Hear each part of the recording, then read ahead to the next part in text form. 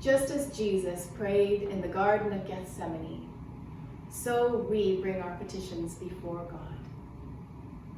Please join with me in prayer, and at the end we will join together in the prayer that Jesus taught us. Holy God, in this time of difficulty, we thank you for your gentle, guiding presence, for your comfort, your strength, and your assurance that even in the valley of death, no matter how alone we feel, you are there beside us. For all those who are struggling with COVID-19, and for all of their loved ones, we ask your grace and your healing. May they and all those around them feel the strength and comfort of your presence, and may they have the highest healing possible, overseen by your great grace. We ask a blessing of protection around those healthcare workers and support staff who are all giving their best, often at great personal cost in this time of crisis. May they be held safe and secure in your care. We remember those affected by anxiety and depression. In such times as these, their burden will be so much greater. May they feel your gentle hand comforting and guiding them. We pray for our leaders, that they would have the wisdom to listen to those who know best and guide us toward a future free of fear and threat. And we pray for those near to us who are struggling with health issues apart from those in the news that we read. We pray for Jack and for Margaret, for Pat and for Susan, for Evelyn and Deb and James, for Violetta and Gina, for Janice and Trish, for Shelley, for Lucy, for Brenda, Marion, and Toby, for Jeannie and Marnie and Hugo. May all these, your beloved children, feel your presence, be nourished by your strength as they walk the path toward wellness. But we remember at this time also all of those who have passed out of this world to be gathered into your infinite care. And we remember those who are left behind, bereaved. Help them to understand that your presence and the presence of their loved ones never leaves us, not in this world and not in the next. And so we lift them up to you and ask for your comfort around the friends and the families of Dawn, of Ian, of Sarah, of Adam, of Ev, and of Doug.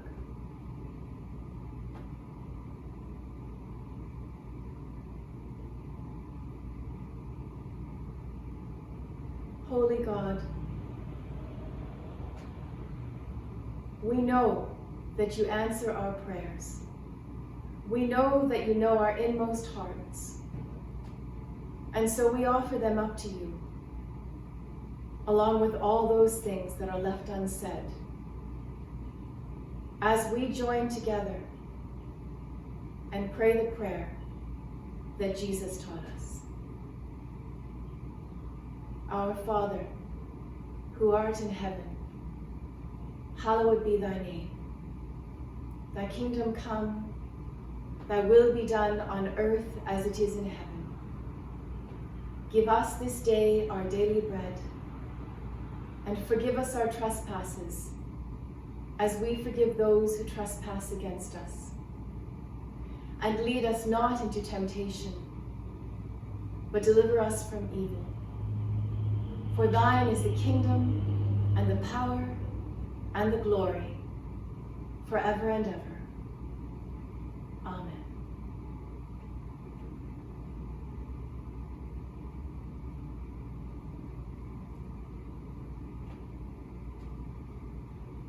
Act 6.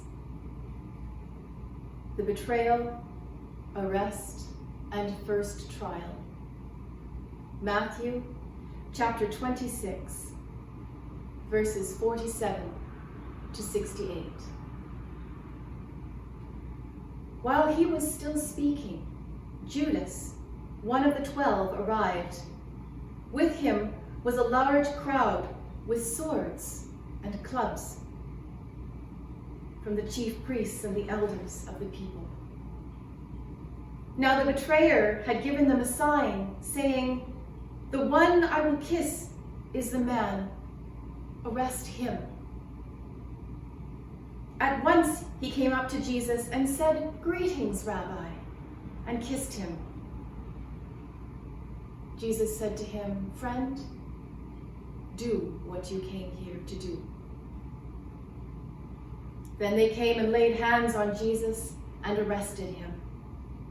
Suddenly, one of those with Jesus put his hand on his sword, drew it, and struck the slave of the high priest, cutting off his ear. Then Jesus said to him, "Put your sword back in its place, for all who take the sword will perish by the sword. Do you think that I cannot appeal to my Father, and he will at once send me more than 12 legions of angels? But how then would the scriptures be fulfilled, which say it must happen this way?" At that hour, Jesus said to the crowds, "Have you come out with swords and clubs to arrest me as though I were a bandit? Day after day I sat in the temple teaching, and you did not arrest me. But all this has taken place so that the scriptures of the prophets may be fulfilled." Then all the disciples deserted him and fled. Those who had arrested Jesus took him to Caiaphas, the high priest, in whose house the scribes and the elders had gathered. But Peter was following him at a distance, as far as the courtyard of the high priest, and going inside, he sat with the guards in order to see how this would end. Now the chief priests and the whole council were looking for false testimony against Jesus so that they might put him to death. But they found none, though many false witnesses came forward. At last 2 came forward and said, "This fellow said, 'I am able to destroy the temple of God and to build it in 3 days.' The high priest stood up and said, 'Have you no answer? What is it that they testify against you?'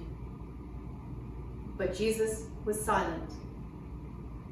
Then the high priest said to him, 'I put you under oath before the living God. Tell us if you are the Messiah, the Son of God.' Jesus said to him, 'You have said so. But I tell you, from now on, you will see the Son of Man seated at the right hand of power and coming on the clouds of heaven.' Then the high priest tore his clothes and said, 'He has blasphemed. Why do we still need witnesses? You have now heard his blasphemy. What is your verdict?' They answered, 'He deserves death.' Then they spat in his face and struck him, and some slapped him, saying, 'Prophesy to us, you Messiah. Who is it that struck you?'